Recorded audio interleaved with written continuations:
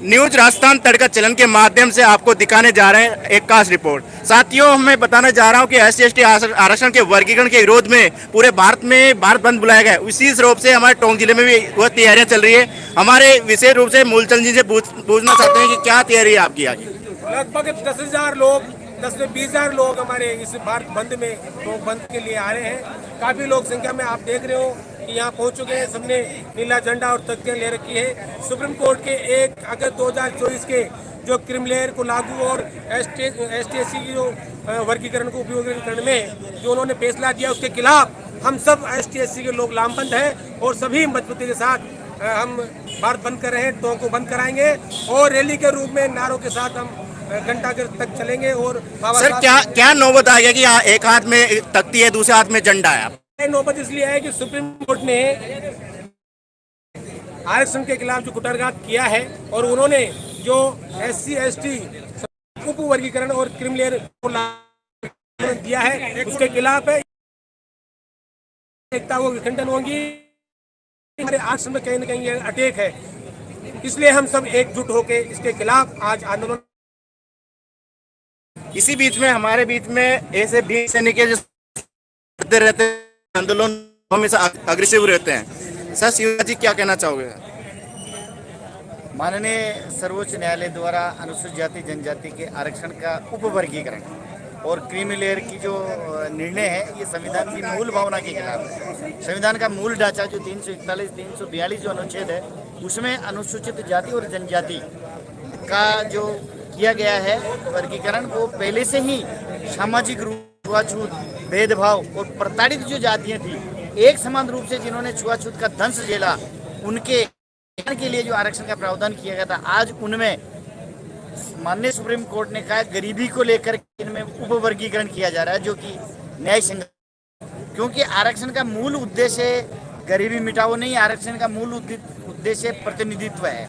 हमारे अनुसूचित जाति वर्ग में अनुसूचित जनजाति वर्ग में सभी जातियां समान रूप की जातियां थी, इसलिए इनका एक समूह बनाया गया। इसलिए इनमें जो वर्गीकरण है वो हमें स्वीकार नहीं है। हमारे जो आरक्षण में जो क्रीमी लेयर की जो भावना है वो भी संविधान की मूल भावना के खिलाफ है, इसलिए हम सब इनका विरोध करते हैं। और माननीय प्रधानमंत्री महोदय से राष्ट्रपति महोदय के मार्फत निवेदन करना चाहेंगे कि संसद का विशेष सत्र आहूत करके माननीय सर्वोच्च न्यायालय के निर्णय को निष्प्रभावी करने के लिए कानून बना करके उसको तुरंत प्रभाव से लागू किया जाए, ताकि अनुसूचित जाति और जनजाति का जो आरक्षण है वो मूल रूप में रहे। और संविधान हमारे माननीय प्रधानमंत्री कितनी गैदरिंग पहुंच जाएगी टोंक जिले में? गैदरिंग हमारी लगभग 10,000 के लगभग लोग आएंगे, धीरे धीरे एकत्रित हो रहे हैं। और हमारे जो मार्केट है, व्यापार मंडल है, हमारे जो भी यदि सुप्रीम कोर्ट इस फैसले को वापस नहीं लेता तो आगे क्या तैयारी रह सकती है? सुप्रीम कोर्ट वापस नहीं लेता है फैसले को, लेकिन संसद कानून बना करके उस फैसले को निष्प्रभावी कर सकती है। और संसद कानून बना करके अनुसूचित जाति जनजाति का जो फैसला है उसे नवी अनुसूची में डाला जाए। हमारी प्रमुख मांग ये है। क्या कहना चाहोगे? हमारा ये है साहब कि ये क्या बार बार क्या है जो कुछ मनुवादी ताकतें हैं ये आरक्षण से छेड़छाड़ करती है, और ये सब क्या एक पार्टी की तरफ से है, तो ये क्या करते हैं कि वहाँ के द्वारा हमारे साथ छेड़छाड़ करते हैं। 2/18 को इन्होंने अनुसूचित जाति अत्याचार अधिनियम के साथ छेड़छाड़ करी, उसमें हमने ताकत दिखाई तो इन्होंने विशेष सत्र बुला के और है जो उसमें प्रस्ताव पारित करा के इसको कानून बनाया। हमारी डिमांड ये है कि जो भी वर्गीकरण का आपने जो राग छेड़ा है तो ये संविधान के खिलाफ है, तो इसलिए विशेष सत्र बुला के, हम नहीं मानते मोदी का, मोदी झूठा आदमी, हम कतई नहीं मानेंगे, वो आश्वासन देता है उसका, वो विशेष सत्र बुलाए और विशेष सत्र बुला के और है जो कानून और नवी अनुसूची में हमारे संविधान डाल लेता है, कोई छेड़छाड़ ना करे, हम ये चाहते हैं।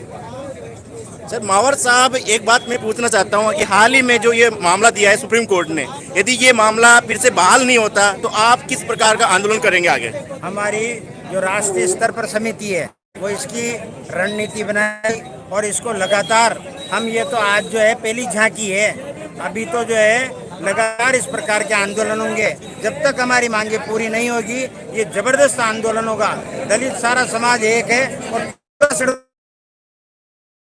और बुला करके और एक विधेयक पारित नहीं होगा, 9वीं अनुसूची में नहीं लेंगे, नहीं है। जय भीम साथियों, जो टोंक की तैयारी जोर शोर से चल रही है, कहीं हजारों लोग यहाँ पहुँच चुके हैं साथियों।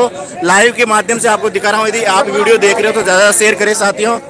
इसी बीच में हमारे महिला वर्ग से केवल एक महिला दिख रही है। ये क्या कारण कि महिलाओं के लिए इस बाबा साहब ने पूरी जिंदगी लगा दी, पर महिला वर्ग आज भी नहीं जाग पा रहा। उस महिला वर्ग को क्या कहना चाहोगे आप?